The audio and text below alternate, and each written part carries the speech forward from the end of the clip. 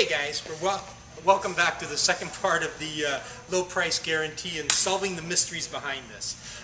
Bill, we got a couple more scenarios to go over, and the first one I want to talk about is the phone calls, which I believe is probably going to be the most common, or probably the most popular way that people are going to approach this low price guarantee, where they're actually going to be calling on the phone and asking the question. So, Bill, somebody calls on the phone and says, hey, what's this low price guarantee? How's it work? And will you beat any price? And all that kind of stuff. So, run us through that one, please. Okay. We've already received probably 3 or 4 of those calls just today alone, which is why we want to address that now, which tells us that the advertising's working. We've even had some of our own installers come in and say, how are you going to do that? Well, when it comes to the phone call, it's a breeze. Customer hasn't been in as of yet. They've heard the ad. They say, hey, what's going on? You guys say you're going to beat any competitor's price by 10%? Say, simply put, yes, that's our guarantee. And basically what you need to do, we want you to come into the store, take a look at our products. We've got everything from A to Z covering every price point. We have just lowered all of our prices considerably to be more market competitive. We've adjusted some labor rates, we've adjusted the material prices, and we feel so confident that we can put a warranty out like that and say, you find a product in our store, you fall in love with it, you're not going to beat us anywhere, and if you do, we'll make it up plus 10%. Okay. Real simple. Okay. Now, what if it's on a product like somebody calls and says, hey, I found Quick Step. It's something that we don't traditionally carry. You bet. How do we handle those? That's an easy one. It's kind of fun too, because then you get to step back a little bit as to when we first went into private labeling. Customer calls and says, better yet, even comes into the store. That's ideal. And they've got a bid from a competitor, and they say, hey, I just need 1,000 feet of the Quick Step. Here's their price. They're $2.99 a foot. Beat it. That's a breeze. You say, you know what? We don't even sell Quick Step. I mean, our warranty, or our guarantee, I should say, it applies to products that we sell. The reason we don't sell the Quick Step, candidly, is we have 5 other laminate floors that are better values, better priced, look better, and that's why we don't have the Quick Step. And so come on in, let me show you what we've got, and I'll make sure that you don't spend any more money than you have to. Because isn't that what you're looking for? Yeah, perfect, perfect. So that's really important, okay?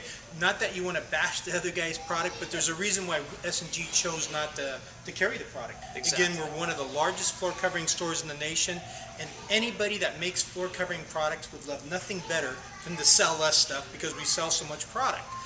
There's a reason why we chose not to take it on. Either it doesn't meet our quality specifications, it's not good enough of a value, whatever the reason is, but it wasn't good enough to make our floor. So we only sell the products that we show on the display floors or in our showroom. So, okay, easy enough. Now, what about the next scenario that I call the drop and run, which is when customers are coming back samples, dropping them at the counter, and basically trying to beat it out the door before you can kind of ask them all these questions. How do we handle that one, and what do we do on that, Bill? You bet. That one's going to be a little trickier, because usually they're idling at the front door and they send in their 12-year-old daughter, and there's not much you can do with that, nor do we want you to. No, but the consumer comes in and they drop the samples off, and they just want to get your attention and say, hey, I'm Mrs. Jones and I'm done with these. Well, like we always do, you never want to let a customer like that walk out the door without asking them, how did you like them? Did they fit for you? Do you want to keep looking? More importantly, have we done a measurement for you yet? You want to quiz them a little bit, you want to qualify them, you want to find out what they're doing. If they should intimate, and usually they do once you start asking them, they will say sheepishly maybe, well, you know what, we did find something else we liked elsewhere. That's when you start pressing them. Say, well, I tell you what, what do you mean you liked elsewhere? Candidly, was it the price on the situation? Was it the price on the product? Or was it something that was terribly unique? And, it's a 50-50 question, but if the answer is, we found something over at Lowe's and it's a better price. This is about the only time, as Jim says, you want to pull that gun and say, and invoke that guarantee. Say, well, you know what? For cases just like this, we do have a guarantee that we won't be beaten by any of our competitors on like products, all things being equal. Yep. Let me ask you, if you don't mind, what did you see? How much was it?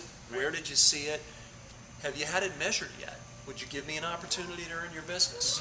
You just have to work a little bit harder than the guy that brought the samples back and said, okay, I looked around and I did find it better. You're just working it a little differently. But you have to press a little bit, get their attention, ask them what the deal was, and they almost always will tell you. Right. They'll be kind of shy about it, but they will tell you. Yeah, most times than not, they're more embarrassed to say it because they've built a rapport and they like what we're all about. But again, you know, they're trying to save some money, which is understandable, and we don't begrudge them.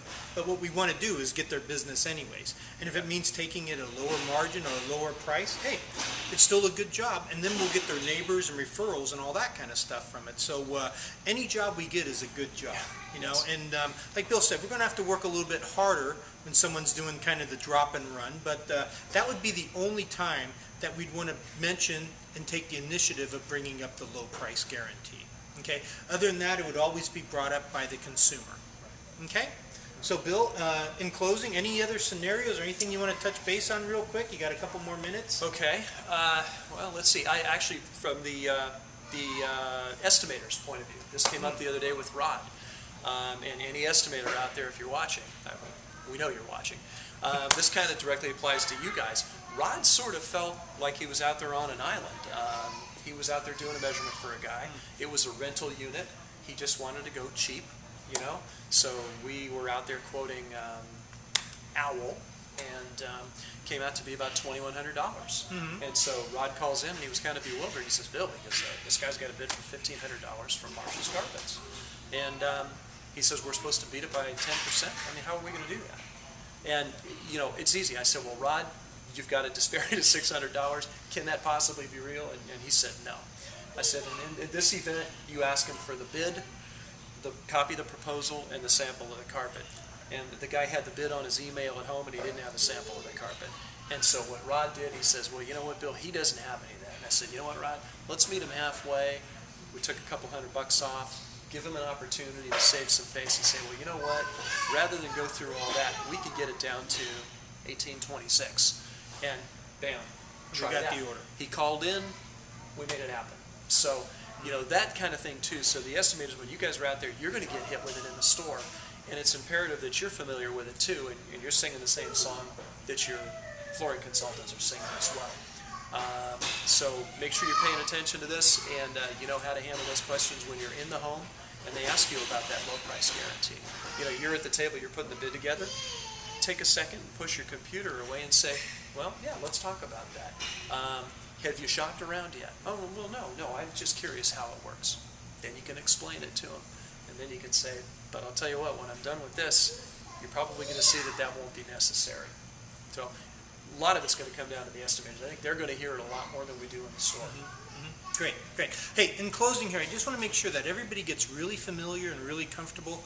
The low price guarantee, our advertising agency has convinced us that we have to have it, and it will be in all our ads. It will be featured. We're going to have banners in the stores, and it's just something we need to get our heads around and realize for every one difficult customer or tough scenario that we go through, that you're going to have somewhere between 5 to 10 other customers that have come in and basically the advertising work brought them into the store, and they're going to pay the rack price. So it's a great thing in the long-term history of S&G or going forward. So embrace it, and it's all going to be good.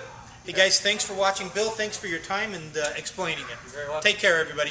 Bye-bye.